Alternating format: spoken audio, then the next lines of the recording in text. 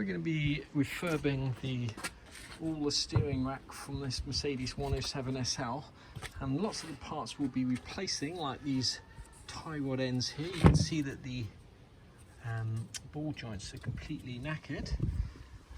Some of the parts we'll be keeping, like this here, but we'll be stripping all the rust off it and painting it. Similarly with these end knuckles that attach to the brake discs, we're going to be de-rusting them and painting them. But one of the things I came across when trying to take this apart is something that I've seen so often, which is these split pins here. Okay, they're called split pins, and sometimes confused with cotter pins, but cotter pins look completely different, and they're something you use on pedals on bicycles. These are called split pins, and 99% of the time they're put in incorrectly, like this.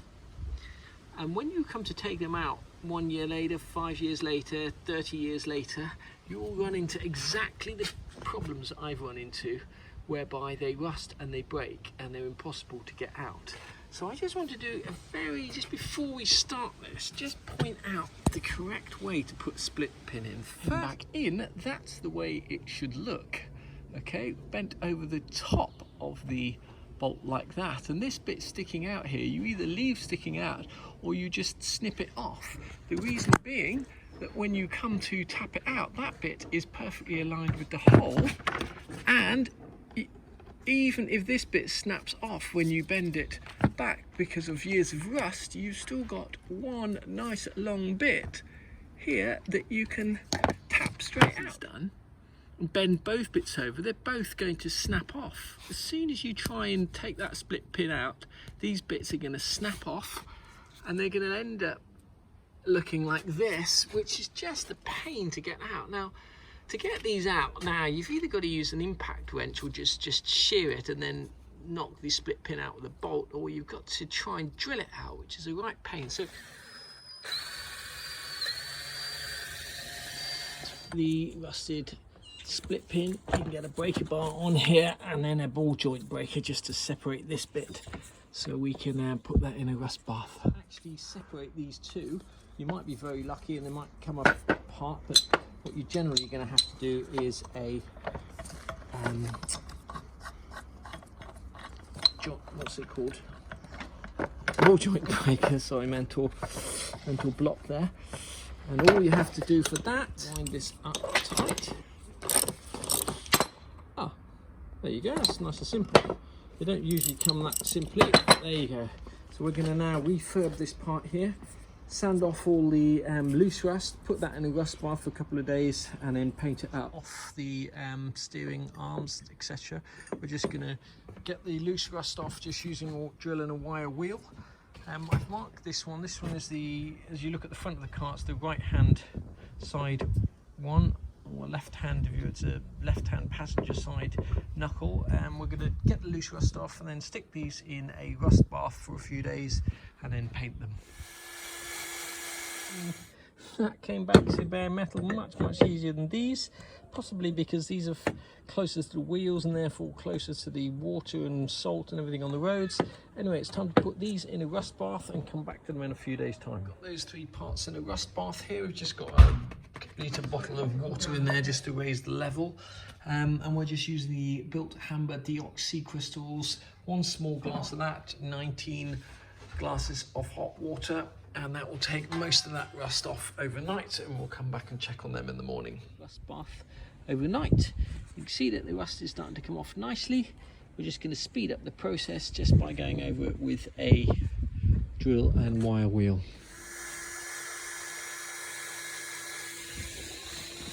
Look a whole lot better.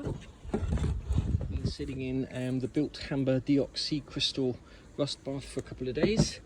Most of the rust has come off. You can see, just been over this with a wire wheel, you can see the darker patches are here, just deeper pitted rust. Now what you could do is just get a little set of carbide burrs, they're about £10 on eBay, just to touch with an electric drill, just to touch these areas to grind out any deeper patches of rust. But we're not going to go overboard with this because it is just a brake part after all.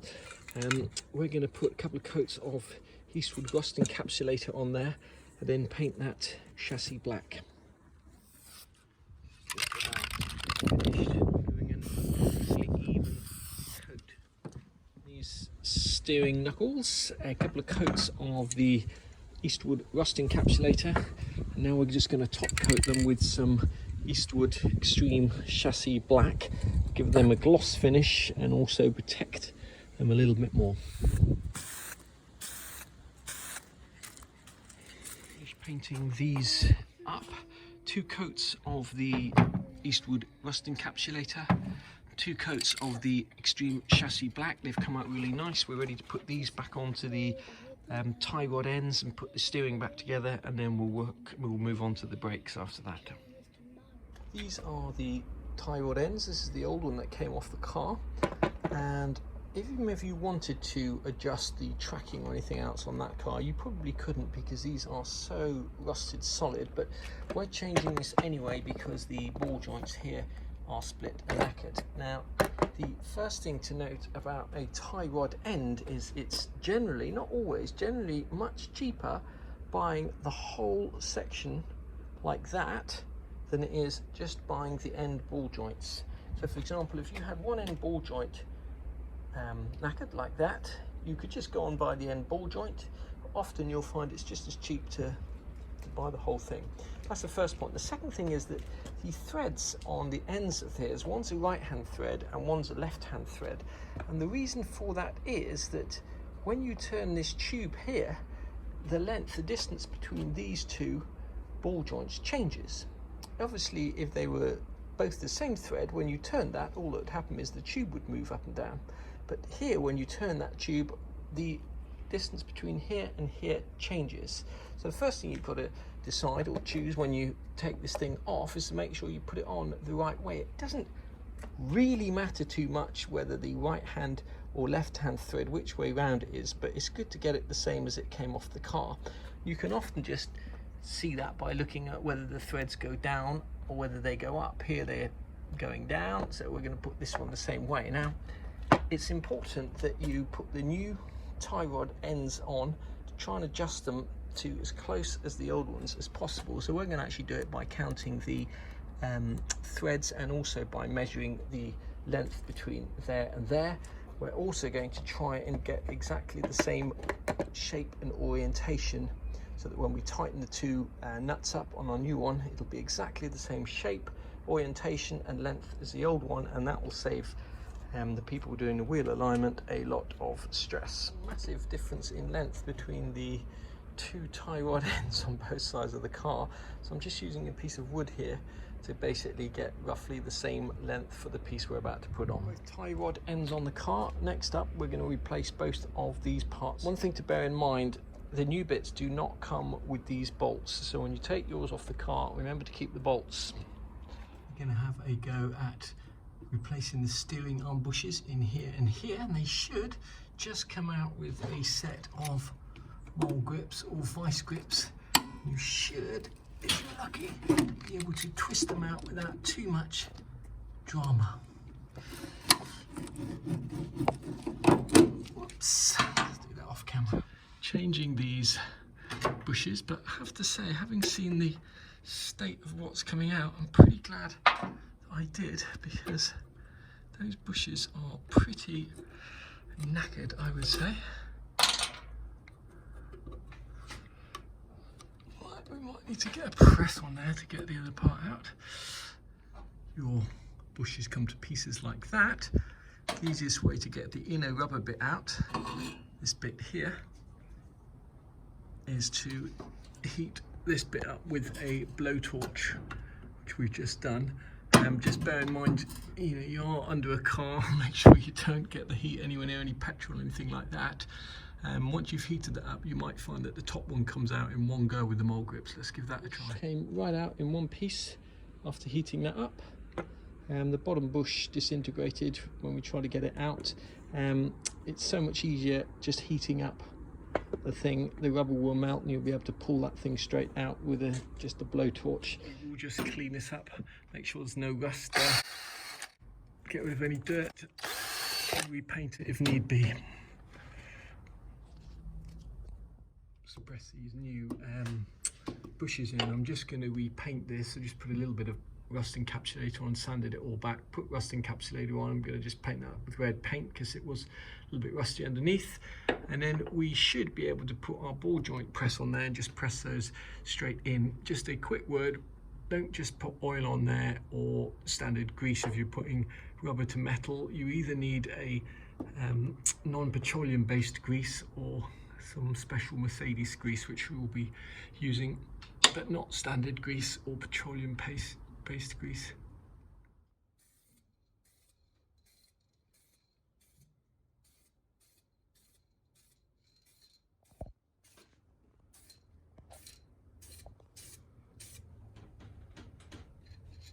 Put the steering back on the car. All the parts have arrived. We've finished refurbishing the parts that we've stripped back and painted, just these 3 parts here. All the rest of the parts, everything else is new here. Came to £110 from eBay. That includes delivery. So let's just very quickly run over the part numbers. 05841 is the steering arm repair kit. Okay, the tie rod ends are 01717. That's these here. There's 2 of them. They cost just under £50. We got those from JD Motorsport. The steering damper, I think this here is 01263. That's this part here. We actually got that from Car Doctor UK, not from JD Motorsports. It was cheaper from them, and the cost of that was about £25. This part here with the 2 tie rod ends in, we got that from JD Motorsport, and that was £22.39. So £110 for the whole lot. It's pretty reasonable, and they're all February parts. Paint is dry on this thing here, and we're now going to press in the new bushings. Now before we do so, we're going to lubricate them with some special Mercedes non-grease lubricant. This stuff is ludicrously expensive. I think this small container here is about £57, but it's what they recommend for the subframe mounts whenever you have rubber to metal, basically. So we're just going to be putting a small amount of that on to help that bushing go in. We've just painted it on with a little paintbrush. Oops. We're just going to tighten it up with a socket, and that should just squeeze that bushing in nicely. Do not need much of this stuff at all. Just going to paint a tiny little bit around the bushing. These bushings are not generally particularly tight in there, but as I say, although it's ludicrously expensive, that stuff, you could probably just use silicone or ceramic grease. This is the stuff that Mercedes recommend. Time round, we're not going to use any of the cups. We're just putting the top of the ball joint pressed straight on the bushing and the bottom centered to there. As I say, these bushings tend to go in pretty easily, especially with that Mercedes lube. Steering idler bushings both pressed into there without any problems at all, using our cheap and cheerful eBay ball joint press, which I think costs us £28, and some of the ludicrously expensive Mercedes lube, which has got part number on it there, 000989 0860. I'm not suggesting you go out and buy that. As I say, that costs about £57, but you do not need very much of it. So when you put this back together, just remember the cap goes on the top, then the bolt goes through the washer on, and then that goes on last. You come to tighten these bolts up, this one, and this one here, that this whole thing has to move. So you don't want to be tightening this so tight that this can't move. Similarly, you don't want to tighten that bolt so this can't actually pivot, and the same with that one there. Spec for the tie rod nuts here and here, and on the other side is 35 Newton meters. That's all the steering back together. We've just got to torque these bolts up. I'm going to do these ones when the wheels are actually on the car. We'll just clean up that pitman arm there, and that's pretty much it for the steering. Next job is going to be the brakes, and then next up will be put the subframe and the control arms back in, etc.